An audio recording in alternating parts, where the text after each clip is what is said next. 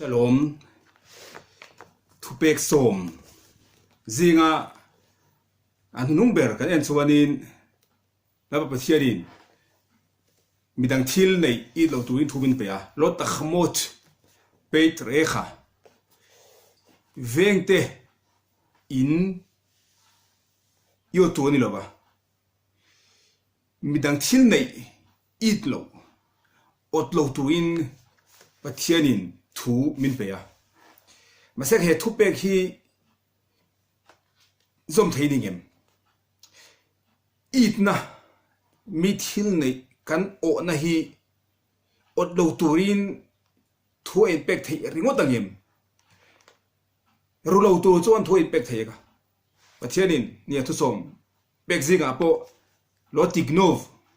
iru tur ni lo ti oma nia ru lo tu chuan thu en pe thei ka masagin mi thil nei it lo tur le ot lo tura thoi pe kha chu it na hi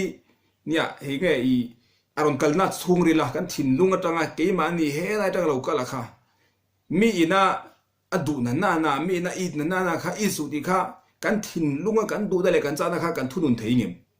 he thu pe kai kan hlen zo do nem ti kha ni chu masagin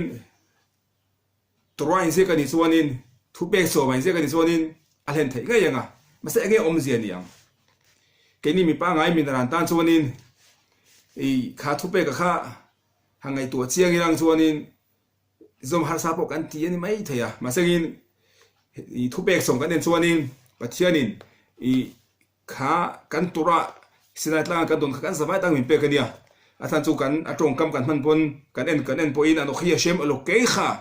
I in pathian te kani I pathian mi maltin te amalte te pathian min bek na ne amalte te thupe min bek na ne thupe so ma mi avai hian kan zom vek thei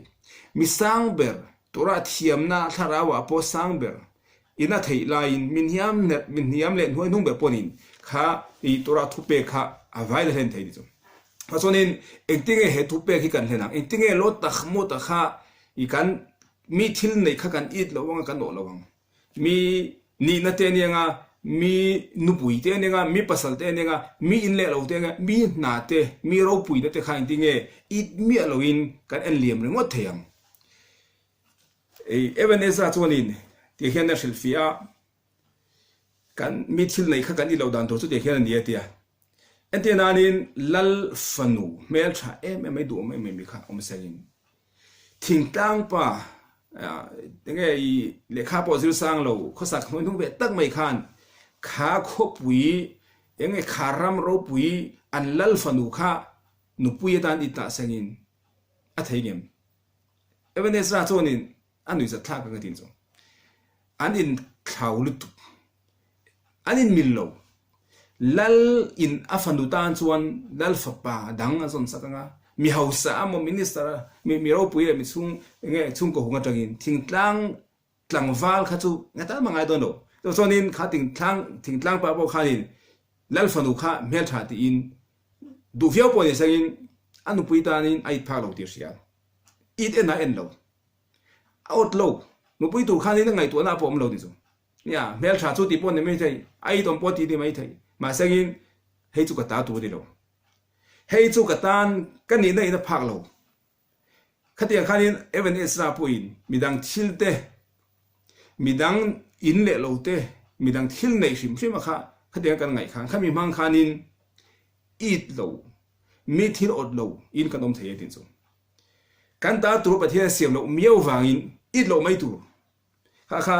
a shilfia na nia asagin shilfia dang I yeshiva kan zerlai kan rabi pakhat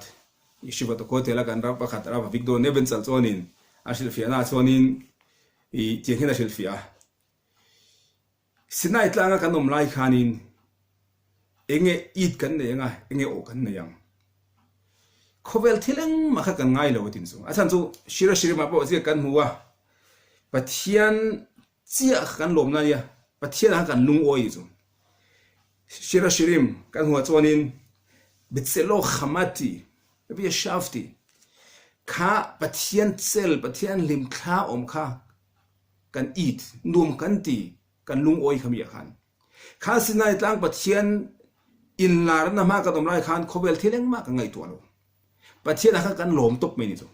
pathian ha kan lung oi ama khan nuam kan ti eng ma dang ngai kan nei lo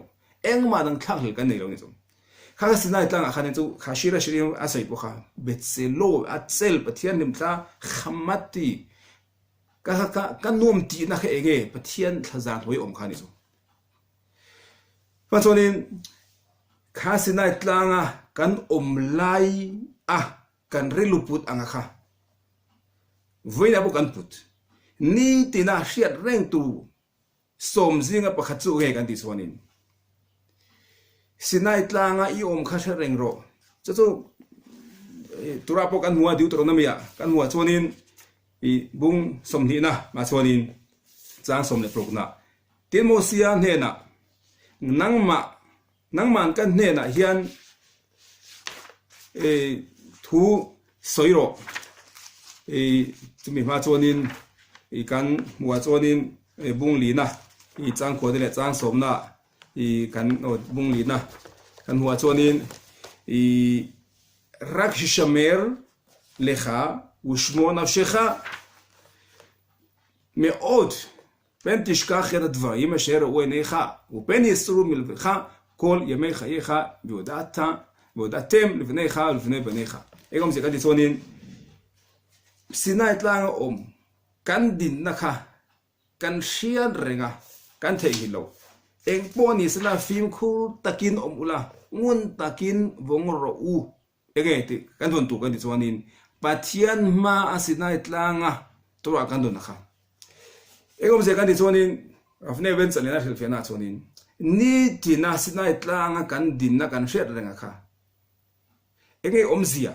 shet reng re hota ni lo